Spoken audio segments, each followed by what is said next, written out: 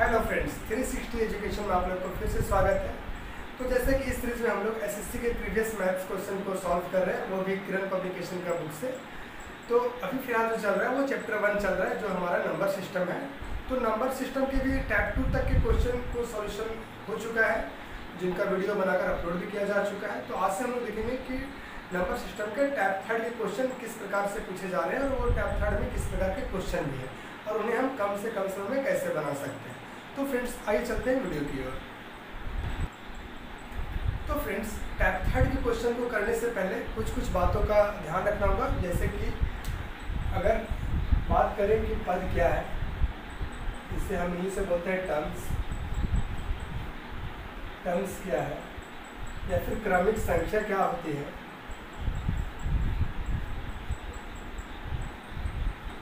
क्रमिक संख्या क्या होती है, इसे क्या बोला जाता है? Consecutive number. कॉन्जिक्यूटिव नंबर क्या है? और बात करें तो एवरेज क्या है, इसको बोलते हैं औसत। औसत क्या है? तो पहला जो हमारा है समझने के लिए वो है पद। जैसे कि आपको कोई भी एक सीरीज दिया हो, पद वहीं पे मिलेगा, टर्म्स वहीं पे मिलेगा जब कहीं कोई सीरीज दिया। जैसे कि 1, 2, 3, 4 और ये डॉट डॉट डॉट 15 तक अगर ऐसा कोई सीरीज है, ठीक है। और बीच में अगर चलिए प्लस का साइन है, प्लस का अगर हम साइन देते हैं, तो यहाँ पे बताना है कि पद कितना है, ठीक है। तो देखिए 1 से लेकर कहाँ तक गया? 15 तक। जब प्रथम से स्टार्ट हो, प्रथम कहने का मतलब है कि जो 1 से स्टार्ट हो, 1 से स्टार्ट हो। तो 1 से हमारे यहाँ देख रहे हैं कि इस सीरीज में, इस श्रृंखला में कहाँ से स्टार्ट हो रहा है? 1 से स्टार्ट हो रहा है, और कहाँ तक? 15 तक। और दोनों में जो गैप है, इन दोनों में जो गैप होगा वो अगर 1 का है, तो हम यहाँ देख रहे हैं कि प्राकृतिक संख्याओं का क्या है? ये सीरीज है, जो कहाँ तक गया? 15 तक। तो यहाँ जो n होगा, जो टर्म्स होगा, जो टर्म होगा, वो कहाँ तक? 15 तक। मतलब कि 15 टर्म्स है यहाँ। 1 से लेकर 15 तक आप गिनती करेंगे तो 15 ही पाएंगे। लेकिन अगर बात करें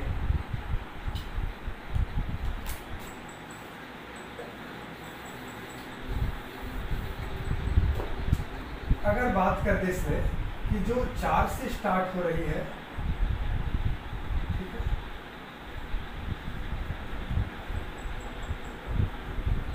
और 12 तक है, तो अब इसमें बताना है कि टर्म्स कितना है। तो जो 1 से स्टार्ट ना हो, यहाँ पे क्या है? फर्स्ट वाली कंडीशन में कि यह 1 से स्टार्ट है, लेकिन दूसरे कंडीशन में क्या है? वो क्या 1 से स्टार्ट है? तो आप देख पा रहे हैं कि यहाँ 2 से स्टार्ट नहीं है। तो अगर इस जगह पे हम पद देखेंगे, इस जगह पे अगर हम पद हमको निकालना है, तो हमें क्या करना पड़ेगा कि अंतिम संख्या माइनस पहली संख्या, ठीक है, और बटा में नीचे फ्रैक्शन में दो संख्याओं के बीच, दो पदों के बीच जो अंतर होगा, तो अंतर कैसे निकालेंगे? बड़ा वाला से छोटा वाला को घटाएंगे। अगर जैसे कि 5 बड़ा है तो इससे छोटा क्या है? 4। तो इससे हम घटाना है इसमें, तो देख पा रहे हैं कि यहाँ 1 का अंतर है। उसी तरह अगर 6 में 5 को घटाएंगे तो देख रहे हैं यहाँ भी 1 का अंतर है। उसी तरह 7 में जब 6 को घटा रहे तो उसी तरह यहाँ का अंतर 1 है।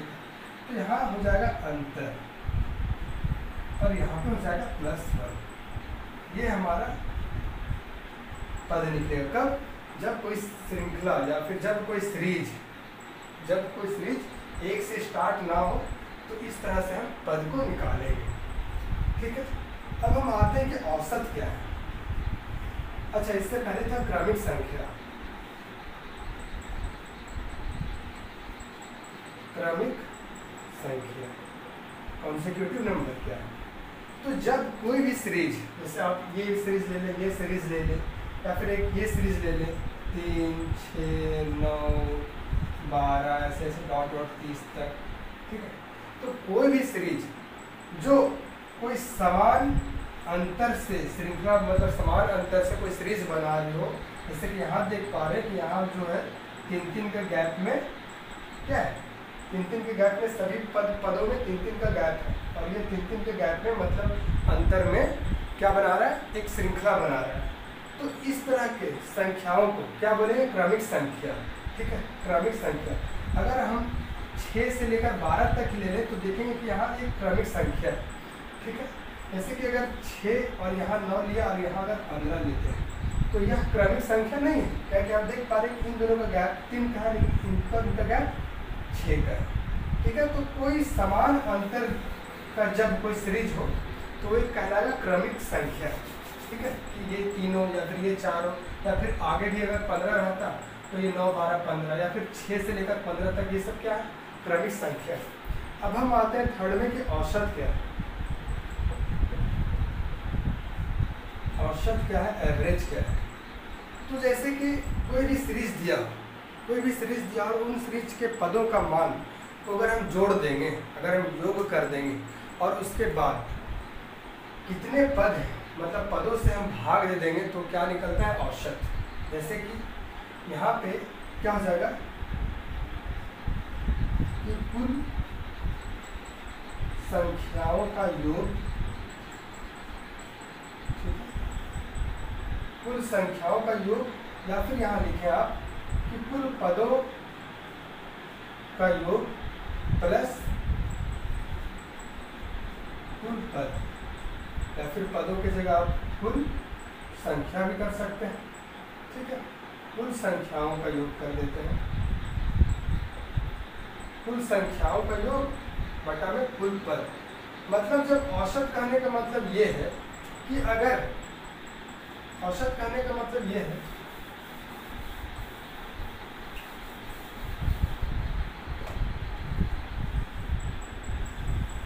कि अगर एक व्यक्ति के पास 1 रुपया है, दूसरे व्यक्ति के पास 2 रुपया है और तीसरे व्यक्ति के पास 3 रुपया है। ठीक है, तो हमारे पास कितने व्यक्ति हैं, 3 व्यक्ति हैं। हमारे पास 3 व्यक्ति हैं। पहले व्यक्ति के पास 1 रुपया, पहले व्यक्ति के पास 1 रुपया, दूसरे व्यक्ति के पास 2 रुपया और तीसरे व्यक्ति के पास 3 रुपया। ठीक है, लेकिन जब हमसे अगर पूछा जाए कि इन तीनों का औसत क्या है, इन तीनों का औसत क्या है, तो औसत कुछ नहीं, बस इन शॉर्ट समझिए कि औसत वह है कि कोई ऐसा मान कि इन तीनों को बराबर दृष्टि से, बोल सकते हैं कि बराबर दृष्टि से देख ले, या फिर बराबर वैल्यू हो जाए, या फिर इन तीनों का बराबर मान हो जाए। तो औसत क्या करता है कि जो भी पद रहते हैं उन्हें वह समान मान से, समान वैल्यू से क्या करता है, बांट देता है। जैसे कि यहाँ अगर हम औसत निकालेंगे तो क्या बोले हैं कि कुल संख्याओं का योग। तो आप यहाँ देख पा रहे हैं कि कुल संख्या का योग क्या होगा, तो 1 और 2 3 और 3 और 3 6। ठीक है, और कुल पद, तो कुल पद यहाँ कितना है, 1 2 3। तो अगर हम 3 से इसे भाग लगाते हैं तो हमारे पास मिलता है 2। ठीक है, अगर हम 1 को अगर 2 भी देते हैं, 2 को 2 ही देते हैं और 3 को भी 2 देते हैं, तब भी देखेंगे कि योग में कोई अंतर नहीं आएगा। जितना यहाँ आएगा उतना यहाँ भी आएगा। देख लीजिए, 2 और 2 4 और 2 6 और 1 और 2 3 और 3 और 3 6, मतलब यहाँ भी 6 हमारा आ रहा है और यहाँ भी 6 आ रहा है। ठीक है, कहने का मतलब ये है कि यहाँ पे 1 रुपया इसके पास ज़्यादा था तो इसे दे दिया, तो ये क्या बन गया, 2 बन गया। ऑलरेडी ये 2 रुपया है और ये 1 रुपया जब दे दिए तो यहाँ क्या बचा, 2 रुपया। मतलब ये कि जो 2 रुपया आया है, जो सबके पास बटा है, वो क्या हो गया, समान मात्रा में विभाजित कर, समान मात्रा में डिस्ट्रीब्यूट हो गया, बांट दिया। ठीक है, अब कुछ और बिंदुओं की ओर देख लेते हैं कि थर्ड में किस टाइप के क्वेश्चन आएंगे। जैसे कि देखिए, अगर आपसे बोले कि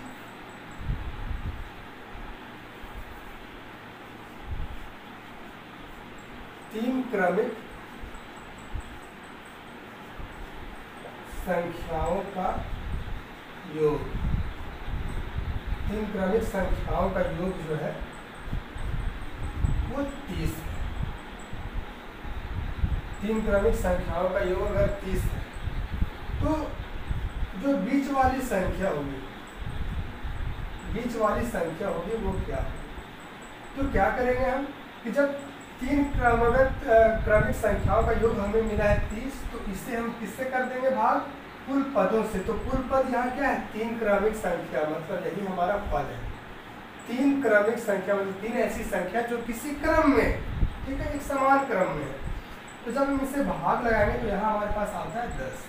तो मतलब ये कि एक जो संख्या होनी थी वो, और एक बीच वाली संख्या और एक ये संख्या, यही तो तीन क्रमिक संख्या होगी। तो इतना मुझे पता चल गया कि जब मैंने 30 को 3 से भाग दिया तो मिला 10, और वो 10 कैसी संख्या है? तो इन तीन पदों का जो बीच वाला नंबर होगा वो हमें 10 मिल जाएगा, मतलब वो हमें 10 मिल गया है, ठीक है। अब जब यहाँ 10 आ गया तो यहाँ क्या आ सकता है? 11, और यहाँ क्या आ गया? 9, ठीक है फ्रेंड्स। मतलब ये कि हम ऐसा 10 इसलिए इसको बोल पा रहे हैं बीच वाले नंबर कि देखिए तीन क्रमिक संख्या मतलब अगर पहली संख्या हमारी x है तो दूसरी संख्या उससे एक ज़्यादा होगी। अगर कोई 4 है तो इससे एक ज़्यादा क्या हो जाएगी? 5, और इससे एक ज़्यादा क्या हो जाएगी? 6, ठीक है। तो अगर एक x है तो दूसरी क्या हो जाएगी? एक ज़्यादा, मतलब x प्लस 1, और तीसरी क्या होगी? तो इससे भी एक ज़्यादा, तो क्या हो जाएगी? x प्लस 2, ठीक है। कितना समझ गए? अब ये कि अगर हम इनका योग निकालते हैं, इनका योग निकालते हैं तो यहाँ हो जाएगा 3x प्लस 3, 3x प्लस 3। ये हमारे क्या निकल गया? योग निकल गया। अब मैंने क्या किया है कि यहाँ पे योग 30 था और मैंने कुल पदों से क्या किया? विभाजित कर दिया। अब यहाँ पे देख पा रहे हैं कि यहाँ कितने पद हैं? तो 3 पद है, 1 पद, 2 पद और ये 3 पद। तो अगर हम 3 से विभाजित कर देंगे तब भी हमें x प्लस 1 मिलना है। वो कैसे? यहाँ पे 3x प्लस 3, अगर हम 3 कॉमन लेते हैं तो यहाँ अंदर क्या बचेगा? x प्लस 1 और बटा में 3। तो ये 3 और ये 3 कट के क्या हमारे पास सिर्फ बचना है? तो x प्लस 1। तो यही हमारा आ गया ना बीच वाला number, x plus 1 is equal to x plus 1।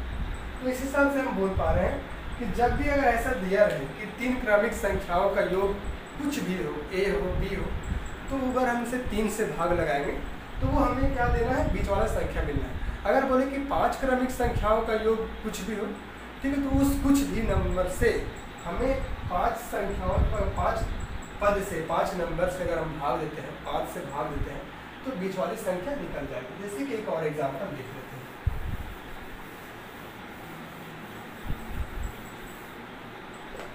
जैसे कि देखिए यहाँ पे 3 ना होकर अगर हो कि 5 क्रमिक संख्याओं का योग, 5 क्रमिक संख्याओं का योग अगर 100 है, 5 क्रमिक संख्याओं का योग अगर 100 है, तो हमें बताना है कि बीच वाली संख्या क्या है। अगर हम एक भी संख्या निकालेंगे तो हम सारी संख्या को निकाल सकते हैं, अभी मैंने सीखा है। जैसे कि देखिए बीच वाली संख्या क्या हो जाएगी?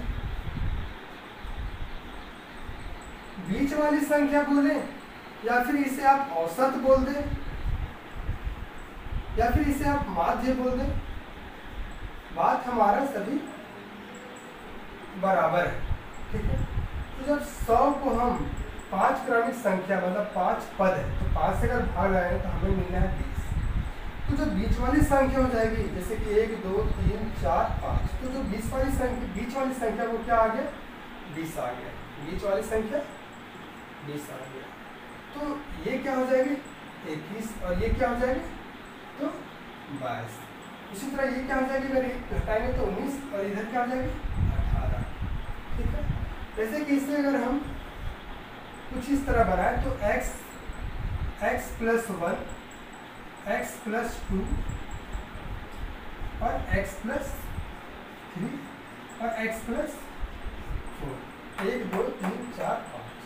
जब इसे हम जोड़ेंगे तो यहाँ हमारे पास आ जाएगा 5x प्लस, तो यहाँ 1 और 2 3, 3 और 3 6, 6 और 4 10, ये हमारा योग आ गया।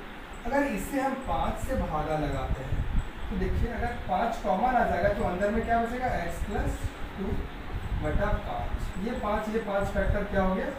तो x प्लस 2 हो गया। तो ये आंसर में ये हमारा क्या निकल गया? ये हमारा बीच वाली संख्या निकल गई, ठीक है। तो उम्मीद करते हैं कि आप इतना समझ गए होंगे। अब हम चलते हैं कि क्वेश्चन क्योंकि किस टाइप के क्वेश्चन हमें बनाना है। अच्छा, एक चीज़ और आप लोग समझ लें कि जैसे अगर दिया हो कि कुछ ऐसे दिया रहेगा कि 3 से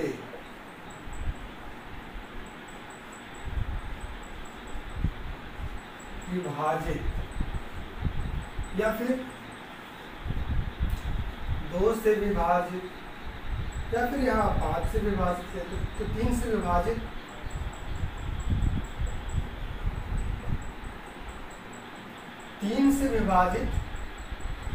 3 क्रमिक संख्या। तो 3 से विभाजित 3 क्रमिक संख्या का मतलब ये है कि एक x तो दूसरा क्या हो जाएगा x प्लस 3 और तीसरा क्या हो जाएगा x प्लस 6। मतलब ये कि जो x होगा, x जो होगा वो कैसा संख्या होगा, जो 3 का मल्टीपल होगा। x ऐसा संख्या होगा जो 3 का मल्टीपल होगा, ठीक है। उसी तरह यहाँ पे अगर ये 3 का मल्टीपल है तो क्रमिक संख्या मतलब ये 3 इससे जुड़ जाएगा तो x प्लस 3 और फिर इसमें 3 फिर जुड़ जाएगा तो x प्लस 3 और प्लस 3 तो क्या हो जाएगा x प्लस 6। उसी तरह अगर हम यहाँ बात करेंगे 5 से विभाजित 3 क्रमिक संख्या या 5 क्रमिक संख्या, तो आप इस सीरीज को आगे बढ़ा सकते हैं। तो x जो यहाँ होगा वो कैसा संख्या होगा, जो 5 का क्या हो मल्टीपल। तो अगर x 5 है तो दूसरी संख्या, अगर हम ये मानते हैं कि अगर हमारा x जो है वो 5 है तो दूसरी संख्या क्या हो जाएगी x प्लस 5। अगर यहाँ x प्लस 1 होता है, 2 होता है, 3 होता है, 4 होता है या 6 होता है या 7 होता है या 8 होता है या 9 होता है, तो क्या ये संख्या 5 का मल्टीपल होगी? वो नहीं होगी। हमें हमेशा क्या 5 ही जोड़ना पड़ेगा। अगर ये हमारा 5 है तो दूसरी संख्या क्या हो जाएगी 5 जुड़ेगी तो x प्लस 5, और जब यहाँ 5 जुड़ा है तो हमें यहाँ भी तो 5 जोड़ना है, तो यहाँ क्या हो जाएगा x प्लस 10। मतलब इस x प्लस 5 में 5 और जोड़ेंगे तो x प्लस 10 आएगा, ठीक है। तो यहाँ तक आप लोग समझ गए होंगे। तो हम चलते हैं अपने क्वेश्चन की ओर कि टाइप 3 में किस टाइप के क्वेश्चन पूछ रहा है।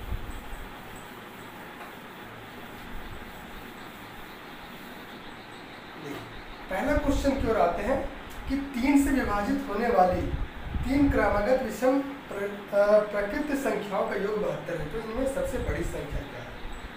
अभी मैंने बोला कि 3 से विभाजित होने वाले 3 क्रमिक संख्याओं का योग क्या होगा। तो अगर एक x है तो दूसरा क्या हो जाएगा x प्लस 3 और तीसरा क्या होगा x प्लस 6। तो इनका जो योग होगा वो कितना दिया हुआ है 72 दिया हुआ है। इनका जो योग है वो क्या दिया हुआ है 72 दिया हुआ है। क्वेश्चन नंबर 1, ठीक है। तो यहाँ पे x 1x 2x 3x, तो यहाँ क्या हो जा रहा है 3x plus 9 is equal to 72। तो यहाँ पे जब आप इसे सॉल्व करेंगे तो ये हो जाएगा 63, तो x इज इक्वल टू क्या हो जाएगा 21। मतलब ये कि बड़ी संख्या, तो आप लोग देख पा रहे हैं कि ये हमारा बीच वाली संख्या ये सबसे छोटी, तो इससे जब 3 ऐड हुआ ना तो ये सबसे बड़ी हो गई। तो इस x प्लस 6 में हम x का वैल्यू क्या रखेंगे 21, ठीक है, और ये 6 जोड़ेंगे तो क्या हो जाएगा 21 और 6 27। वैसे इस क्वेश्चन में एक जगह थोड़ा मिसप्रिंट है, यहाँ पे आप पढ़ पा रहे होंगे तो यहाँ पे लिखा हुआ है कि 3 क्रमागत विषम संख्या है।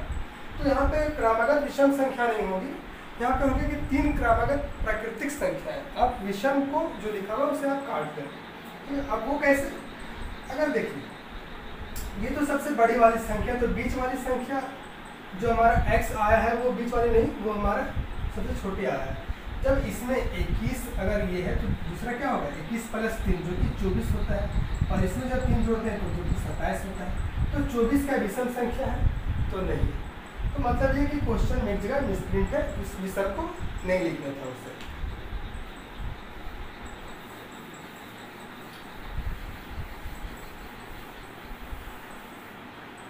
देखिए नेक्स्ट क्वेश्चन की ओर आते हैं कि यदि किन्हीं 3 क्रमागत विषम प्राकृतिक संख्याओं का योग 147 है तो बीच वाली संख्या क्या होगी। तो इसमें भी मैंने बताया कि कुछ करना नहीं है। अगर 3 क्रमागत बोला है तो 3 से भाग लगाएंगे तो बीच वाली संख्या में मिल जानी है। तो 147 बटा पे 3 करेंगे तो यहाँ आ जाएगा 4, यहाँ पे 9, मतलब जो बीच वाली संख्या है वो क्या है 49। अगर बीच वाली संख्या 49 है तो ये क्या है, यहाँ पे 48 हो जाएगी और यहाँ पे क्या हो जाएगी तो 50 हो जाएगी। ठीक है फ्रेंड्स, तो इसका जो राइट आंसर होगा वो ये सर्कल वाला 49 हो जाएगा, क्योंकि ऑप्शन नंबर 3 है। अब नेक्स्ट क्वेश्चन की ओर आते हैं। नेक्स्ट क्वेश्चन है कि महत्तम और लघुत्तम अभाज्य संख्याएं जो 100 से कम हो के बीच का अंतर क्या है। अच्छा क्वेश्चन है, उतना भी अच्छा नहीं। लघुत्तम, बात करते हैं कि लघुत्तम क्या है और एक क्या है महत्तम। महत्तम और एक है लघुत्तम। तो महत्तम और लघुत्तम क्या है, तो एसएससी ऐसे वर्ड को लाकर कंफ्यूजन पैदा करता है। तो हम इसे समझेंगे कि महत्तम मतलब होता है मैक्सिमम, मतलब सबसे बड़ा। ठीक है, और यहाँ पे होता है मिनिमम, मतलब सबसे छोटा। तो बोला है कि 100 के अंदर तक सबसे बड़ी वाली अभाज्य संख्या और सबसे छोटी वाली अभाज्य संख्या का अंतर क्या होगा।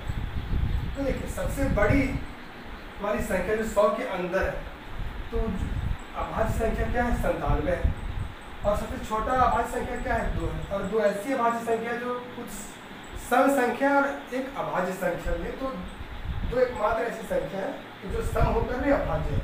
तो इसको जब हम माइनस करेंगे तो हमारे पास मिलेगा 95। तो राइट आंसर इसका 95। तो नेक्स्ट क्वेश्चन की ओर आते हैं। अब नेक्स्ट क्वेश्चन की ओर आते हैं। क्वेश्चन नंबर 4, 3 क्रमागत सम पूर्णांकों का योग 54 है, तो इसमें सबसे छोटा पूर्णांक क्या है। तो 3 क्रमागत सम संख्या, तो सम संख्या 3 क्रमागत है, तो उनका जो योग क्या है 54। तो बीच वाली संख्या हम निकालेंगे, तो 54 को 3 से भागा देंगे तो क्या मिल जाएगा हमें 18। 18 क्या 54, तो जो बीच वाली संख्या है वो 18 है। सम संख्या मतलब क्या, जो 2 से कट जाए। तो क्रमागत तो बोला है, ठीक है, तो यहाँ पे 2 माइनस करेंगे, उधर 2 प्लस करेंगे। ठीक, तो 18 में जब 2 माइनस करेंगे 16 और इधर में 2 प्लस करेंगे तो 20। तो हमें पूछा है छोटी वाली संख्या, तो आप देख पा रहे हैं कि 16 हमारा क्या है छोटी संख्या, तो 16 इसका राइट आंसर हो जाएगा, जो कि ऑप्शन नंबर 4 में है।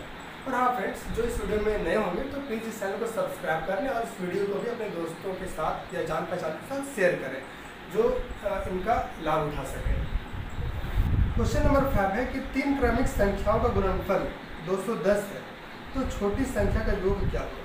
अब देखिए, 3 क्रमिक संख्याओं का गुणनफल, अगर हमें क्या बोला योग नहीं दिया है, गुणनफल दिया है, मतलब 3 क्रमिक संख्याओं का प्रोडक्ट दिया है, गुना दिया है, और वो कितना है 210। मतलब ये कि अगर एक संख्या x हो तो दूसरी संख्या क्या हो जाएगी x+1 और तीसरी संख्या x+2। अब इनका क्या बोला है गुना बोला है, तो ये थोड़ा जटिल है। अगर हम इसे प्रॉपर वे से बनाएंगे तो जटिल है, बन तो जाएगा लेकिन वो एग्जाम के लिए कोई प्रॉफिटेबल नहीं है, एग्जाम के लिए वो मेथड है ही नहीं। तो हम क्या करेंगे, तो जो 210 से अगर इससे हम एलसीएम ले लेंगे, तो 210 को अगर 2 से लेते हैं तो यहाँ क्या बचता है 105, और इसे जब 3 से डिवाइड करेंगे तो हमारे पास आएगा 35, और 35 को 5 से करेंगे तो 7। तो यहाँ आप देख पा रहे हैं कि एक संख्या हमें क्या मिल गया 5, दूसरी संख्या क्या मिल गया 2 या 6, और तीसरी संख्या क्या मिल गया 7। मतलब 3 क्रमिक संख्याओं का जो योगफल है वो कितना है, तो 5 6 30, 30 7 210। तो बोला है कि ये कि तो 2 छोटी संख्याओं का योग क्या होगा। तो 2 छोटी संख्या, तो 5 एक छोटी संख्या है, 6 एक छोटी संख्या, 7 तो पड़ी, तो इनका जो योग होगा वो क्या होगा, तो 5 और 6 11 इसका राइट आंसर होगा। ठीक है फ्रेंड्स, अब नेक्स्ट क्वेश्चन की ओर आते हैं। देखिए नेक्स्ट क्वेश्चन है कि उन 2 क्रमागत सम संख्याओं का योग क्या है जिनके वर्गों का अंतर 84। देखिए 2 क्रमागत सम संख्या है, अगर एक x है तो दूसरा क्या है x+2 है। अब बोला कि इनके वर्गों का अंतर क्या है 84। मतलब ये कि बड़ा वाला को वर्ग करेंगे और छोटे वाले को भी वर्ग करके हम जब माइनस करेंगे तो हमारे पास क्या मिल रहा है, 84 मिल रहा है। ठीक है, तो वैसे तो इसका आंसर जो आएगा वो एक जगह हमारा 22 आ जाएगा, एक 20 आ जाएगा। देखिए बनाते हैं कैसे। देखिए अगर इसको हम एक्सपेंड करेंगे a प्लस बी के होल स्क्वायर में तो कुछ इस प्रकार होगा कि x square plus 4 plus 2x। ठीक है, ये होना है 4x होना है, 4x minus x square is equal to 84। तो ये एक्स स्क्वायर और ये एक्स स्क्वायर हमारा कट गया। ठीक है, तो यहाँ पे बचा 4x इज इक्वल टू 80, ये 4 इधर जाके माइनस हो गया। तो x का जो वैल्यू आ गया वो हमारे पास क्या आ गया, तो 20 आ गया। x का जो वैल्यू आ गया वो 20 आ गया। मतलब ये कि इसका वैल्यू 20 है तो यहाँ पे प्लस 2 करके क्या हो जाएगा, 22 हो जाएगा। अब आगे बोला है कि इन दोनों संख्याओं का योग क्या होगा। तो एक संख्या हमारे पास मतलब एक संख्या हमारे पास 20 है, दूसरी संख्या 22 है, तो इनका योग 42, जो कि 42 हमारा राइट आंसर होगा। ठीक है फ्रेंड्स, अब हम आते हैं नेक्स्ट क्वेश्चन पे।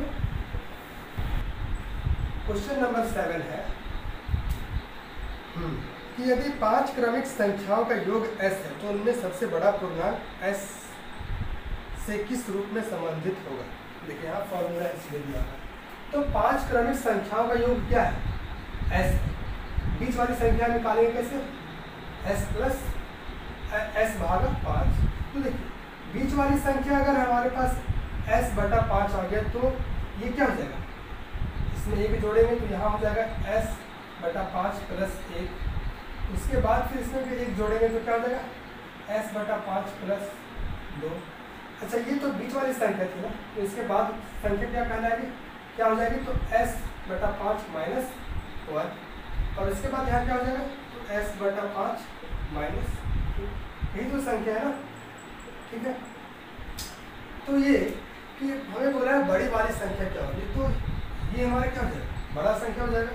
तो इसी जब हम और सरल रूप में लिखेंगे तो s बटा 5 प्लस 2, जब इसे सॉल्व करेंगे तो क्या हो जाएगा, s प्लस 10 बटा 5, मतलब 5 दूनी 10। ठीक है, तो s प्लस 10 बटा 5 हमारा राइट आंसर होगा, जो कि ऑप्शन नंबर 4 है।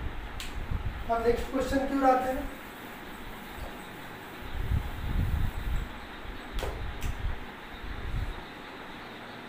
क्वेश्चन नंबर 8 देखते हैं कि क्या है।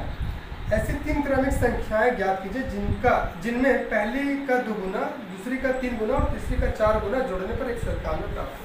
मतलब 3 क्रमिक संख्या है, अगर एक x है तो दूसरा क्या होगा x प्लस 1 और तीसरा क्या होगा तो x प्लस 2। अब बोला है कि इसका 2 गुना, इसका क्या बोला है 2 गुना, तो क्या हो जाएगा 2x। इसका बोला है 3 गुना ना, तो यहाँ पे हो जाएगा 3x प्लस 3 और इसका 4 गुना, तो ये 4x प्लस 8। मतलब ये 4 इससे भी गुना होगा, इससे भी गुना होगा। तो जब हम इसे जोड़ पा रहे हैं तो 2 और 3 5, 5 और 4 9, 9x प्लस 8 है तो 11 इज इक्वल टू कितना दिया हुआ है 191। तो 9x का जो वैल्यू आ जाएगा वो 180 हो जाएगा, 11 गुना के घट जाएगा। तो x का जो वैल्यू हो जाएगा हमारे पास वो क्या हो जाएगा 20। ठीक है, तो जो पहली संख्या हो गई वो हमें मिला है 20, तो दूसरी संख्या 21 और तीसरी 22। ठीक है, तो 3 संख्याएं ऐसी हैं कि 20, 21, 22, जो कि ऑप्शन नंबर 3 है। अब नेक्स्ट क्वेश्चन की ओर आते हैं। उम्मीद करते हैं कि ये क्वेश्चन आप लोग को समझ आ गया होगा, और नहीं तो फिर आप वीडियो एक बार रिमाइंड करके देख लें। बहुत आसान है, बस संख्याओं का इसमें खेल है कि आप संख्या का अगर अच्छा नॉलेज रहेगा तो आप इस टाइप के क्वेश्चन को विद इन सेकेंड आप बना सकते हैं। अब नेक्स्ट क्वेश्चन है कि 80 और 90 के बीच सभी अभाज्य संख्याओं का गुणनफल क्या है। क्वेश्चन नंबर 9 है कि 80 और किसके बीच 90 के बीच सभी अभाज्य संख्याओं का गुणनफल निकालना है। तो अभाज्य संख्या क्या होती है, तो वैसी संख्या जो स्वयं से कटे और 1 से कटे। मतलब अभाज्य संख्या है वो कम से कम 2 ही संख्या से कटेगी, मतलब कम से कम नहीं, ज़्यादा से ज़्यादा, जो सिर्फ 2 ही संख्या से कटे वैसी संख्या क्या कहलाती है, तो अभाज्य संख्या। और वैसी संख्या है जो 2 से ज़्यादा संख्याओं से कटे, मतलब एक स्वयं या फिर एक एक से और किसी अन्य संख्याओं से भी कटे वो भाज्य संख्या नहीं कहलाती है, वो भाज्य संख्या कहलाती है। तो 80 और 90 के बीच वैसी कितनी संख्या है जो एक से कटे और सिर्फ 100 से कटे? यहाँ देख पा रहे हैं कि हमारा एक 83 नंबर हो जाएगा, एक 87 नंबर हो जाएगा, ठीक है, और कुछ होगा तो 83 87 नहीं 87 कटता है ना, 89, ठीक है, 89। तो बस यही दो संख्या है। तो इनका क्या बोला है कि गुणनफल बोला है, इनका बोला है कि गुणनफल निकालना है। तो आप जब इसे सॉल्व करेंगे तो आपके पास आएगा 8 3 8 9। चलिए सॉल्व कर लेते हैं। तो 9 तिया 27 के साथ और 9 ठीक 72 और 2 74, 8 तिया 24, 8 64 और 2 86, 7 8 13 7, मतलब 7387 इस क्वेश्चन का राइट आंसर होगा, जो कि ऑप्शन नंबर 3 है।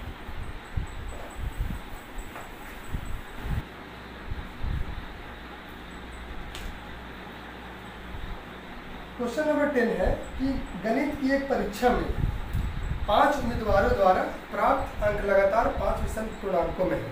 यदि उनके कुल अंक 185 है तो उच्चतम अंक कितने हैं? मतलब ये कि एक एग्ज़ाम में 5 बच्चे शामिल थे और पांचों को जो नंबर मिला है वह क्या मिला है, तो विषम में है। मतलब पांचों का जो नंबर है वो विषम पूर्णांक है और वो भी लगातार है। जैसे कि अगर हम एक उदाहरण के तौर पर बोले तो अगर किसी एक व्यक्ति को, किसी एक छात्र को 1 नंबर मिला है तो दूसरा को 3, तीसरा को 5 और चौथा को 7 और पांचवा को क्या मिला होगा तो 9, ठीक है। आप ऐसे भी देख लें, अगर किसी को 11 मिला हो तो दूसरे को क्या मिला होगा 13, तीसरे को 15, चौथा को 17। मतलब कि ये कि एक क्रम में है और वो भी क्या विषम पूर्णांक में, ठीक है।